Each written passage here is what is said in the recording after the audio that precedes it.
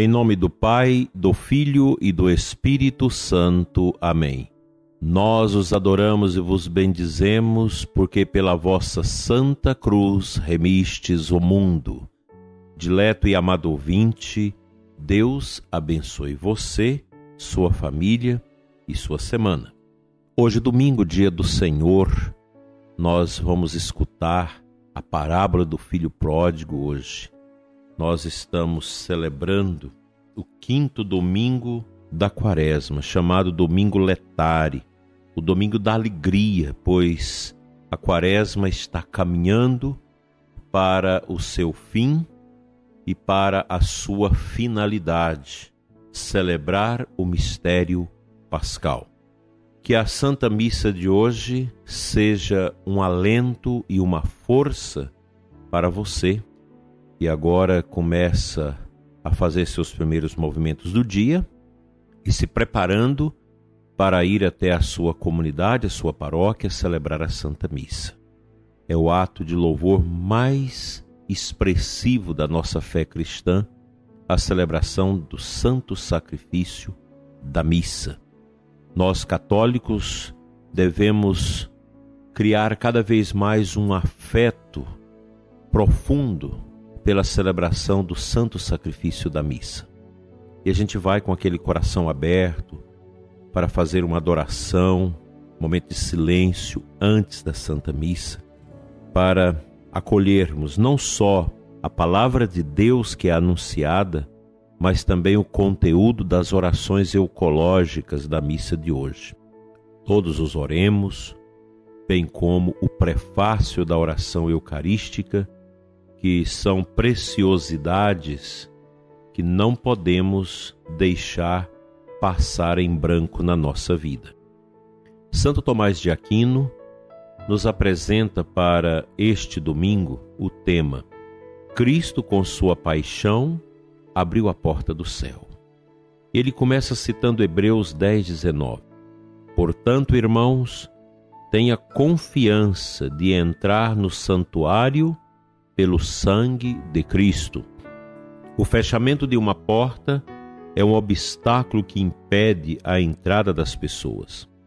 Ora, os homens estavam impedidos de entrar no reino dos céus por causa do pecado, pois, como diz Isaías, caminho sagrado chamá-lo-ão, o impuro não passará por ele.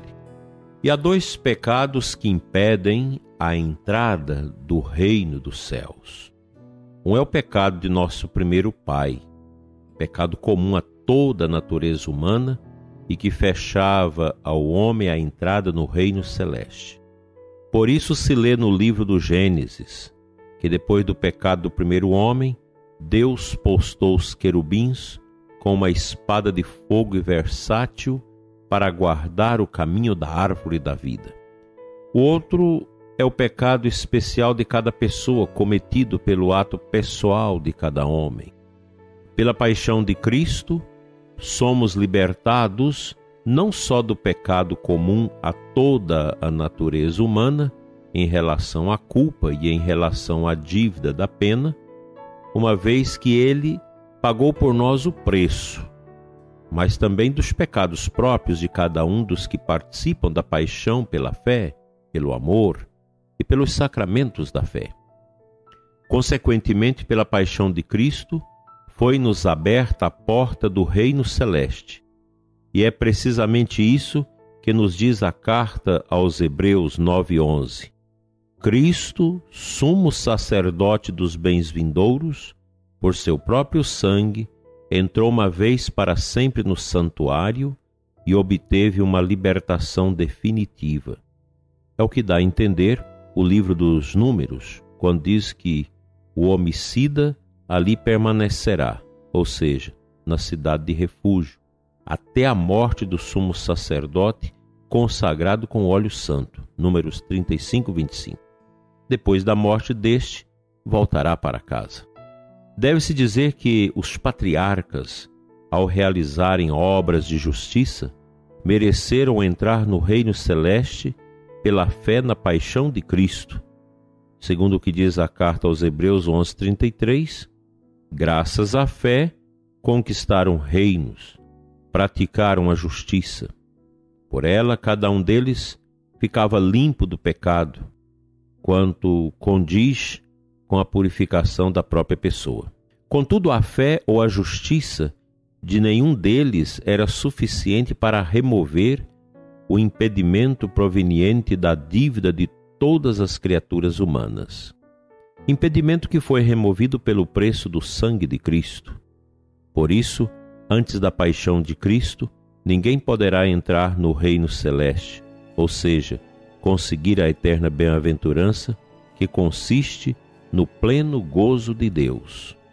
Cristo, com sua paixão, mereceu-nos a abertura do reino celeste e removeu o impedimento, mas pela ascensão, como que nos introduziu na posse do reino celeste.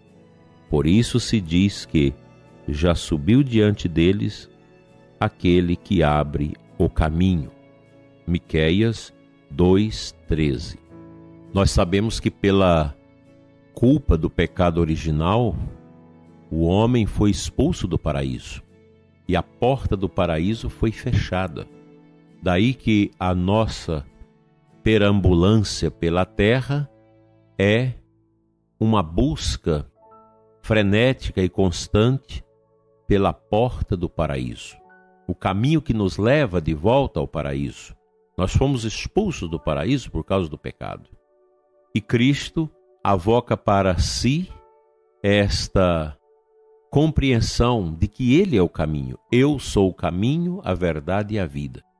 Quem entra por mim será salvo. Eu sou a porta das ovelhas. Nosso Senhor veio como a chave do Pai para abrir novamente as portas fechadas do paraíso para que pudéssemos ter acesso a elas.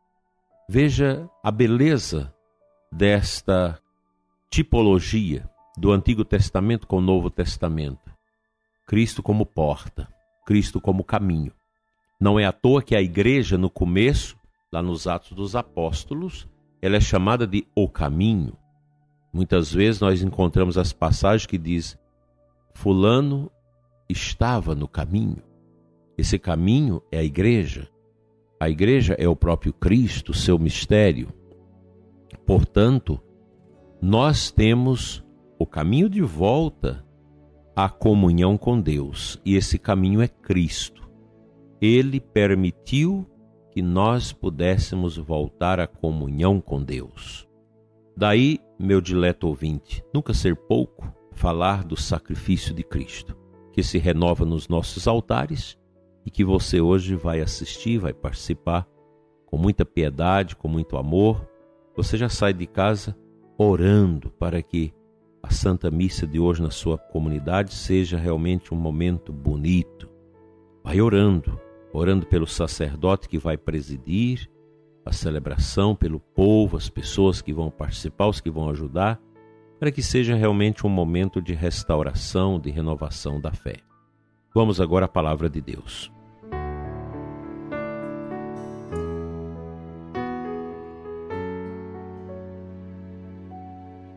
Como já adiantei para você no início do programa, que o evangelho de hoje é o evangelho da parábola do filho pródigo, uma das páginas mais lindas da Sagrada Escritura.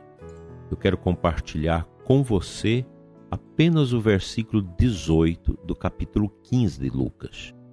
Vou levantar-me e vou a meu pai, e lhe direi: meu pai, eu pequei contra o céu e contra ti. Essa é a palavra do filho pródigo, que ao cair em si, por causa do seu pecado, tomou essa decisão de voltar pelo caminho, de retomar o itinerário de volta ao Pai com humildade, reconhecendo-se pecador e com o coração aberto para pedir perdão. Todos nós precisamos refazer o nosso caminho e voltar ao Pai para suplicar o perdão e a misericórdia, que são essenciais para completar em nós, no nosso interior, a grandeza do que é ser cristão. Eu te convido a orientar seu coração bem no final desta quaresma, porque nós temos só mais um domingo da quaresma. Depois já vamos nos entrar na Semana Santa e na quinta-feira à tarde já começaremos o nosso tríduo pascal. Quem sabe você ainda não teve a coragem de se confessar, de chegar no sacerdote para pedir através dele perdão a Deus. Talvez você não o fez ainda porque o seu coração ainda está marcado pela soberba, pelo orgulho, de pensar que não precisa da confissão, que não tem necessidade de se confessar, ou até mesmo por certa malícia do coração, da carne, que diz: para que confessar com o padre? Basta confessar diretamente com Deus. Isso é uma mentira, é uma tentação do inimigo. Se você ainda não fez a sua confissão, faça uma preparação bonita, procure um sacerdote.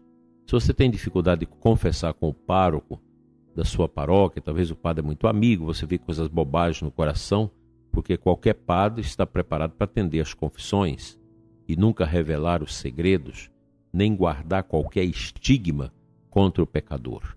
Mas se você tem dificuldade, então você se propõe a fazer um sacrifício maior, ir a uma outra comunidade e procurar a confissão.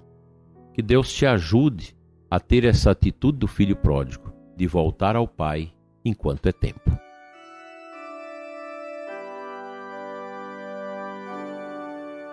Senhor, nosso Deus e Pai, Pai das misericórdias eternas, nós somos tão miseráveis, Senhor.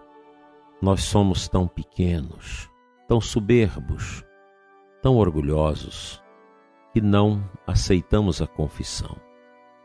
Eu te peço, meu Deus, toca o coração do ouvinte que é contra a confissão sacramental, que inventa 1000 desculpas para não se confessar.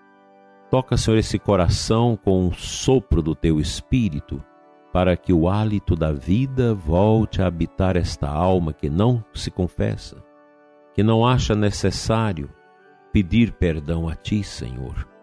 Quão pobre é a alma que não pede perdão, que não se confessa, que não se humilha.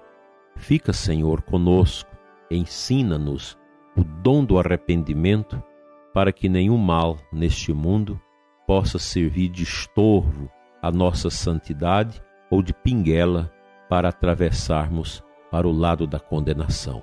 Ensina-nos, Senhor, o arrependimento e a humildade na força da Tua graça. Amém.